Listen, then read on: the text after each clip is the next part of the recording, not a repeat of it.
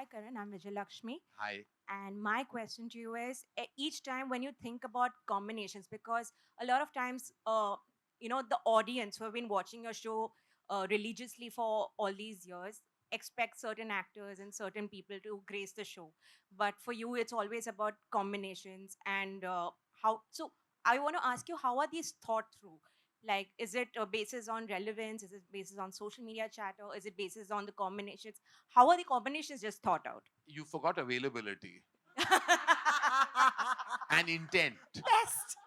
There are two very important things that actually make combinations. One is their desire to actually come on the show. Second is their availability in that combination. The third is that you put up a set and you've got to finish it in a month and a half.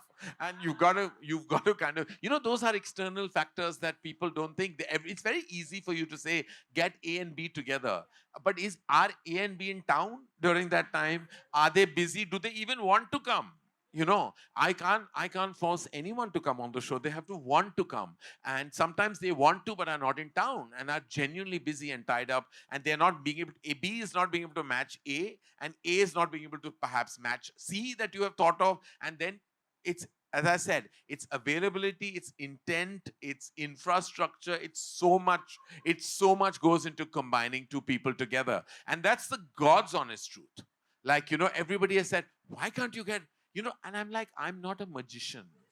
I cannot These get are two busy people. people. I mean, people make their own combinations in their head. But like, you please imagine that conversation between those two people, because it's not going to happen for various It's reasons. called hypothetical coffee with Karan. All right. Oh, damn. I'm not. Don't shoot the messenger, but last question. Ma'am. Can I ask? Yes, sir. You already have a mic. So just Yes. go with your male privilege. Go for it. Wow. Wow, that's a very nice thing to say. No, the girls are seeming bummed. Okay, I Yeah. can We'll give it take, to. we'll take two questions. Don't worry. No, Please, no. please go Go ahead. for it, yeah. अरे Come go on, yeah. अरे अरे शर्माओ मत, Hey, पूछ लो. go for it. मैं We're all कहीं नहीं friends जाने here. वाला, आप ही के लिए आया हूँ. Thank you so much, Karan. Karan, Vinay from Bombay Times. Of course, everybody's talking about their favorite parts of this season. For me, the most intimate and the most uh, beautiful part of this entire season was when you actually spoke about being single. Yeah. When you sort of teared up, and I remember watching that particular scene, and I there was a roller coaster of emotions that went. I think that felt like you were a poet and you just gave words to so many of us, and you just became a poet who just had an open mic. Uh, all of us could relate a lot to that particular thing, and I just feel it's such a hard thing to actually even open up about, Yeah. because वो हो जाता ना कि मतलब अरे singlehood, this that you know what I mean. Talk to me a little bit about that. How was And I go back to that moment. I don't know how to relive it because it happened, as I said, just in the moment itself. Uh, what do I say to you? People tend to judge you by an impression they have of you, by what they know and see of you, but nobody really knows who the real person is behind any of the projected intent of that social public figure. We've always put out a version of ourselves, right? That's what our job is. When we give an interview or we promote a product, a film, you're out there. Uh, we protect our vulnerabilities. But then at one point of time, you grow older, you grow wiser, you evolve, and you feel like sharing a piece of your life is not as scary as it used to be.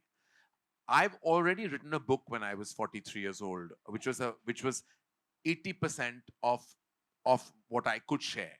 There is always a 20% that we'll hold back, and it's our prerogative too, because that will remain with our hearts forever.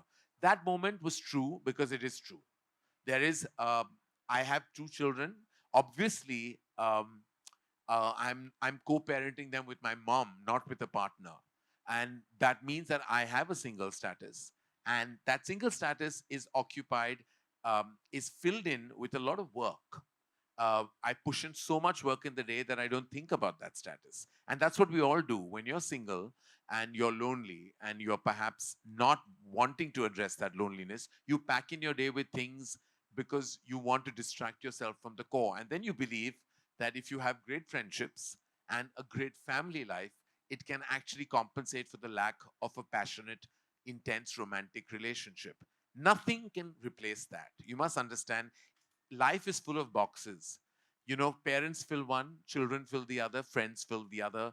Uh, but there's a box for an intense love romantic relationship that if you don't experience, there is a sense of incompleteness that nothing can ever fulfill. And that loneliness can actually really kind of consume you, and it has consumed me. And I have not been in a relationship for very many years, a decade and more, and only I know what that really feels like. Fortunately for me, I can live vicariously through cinema.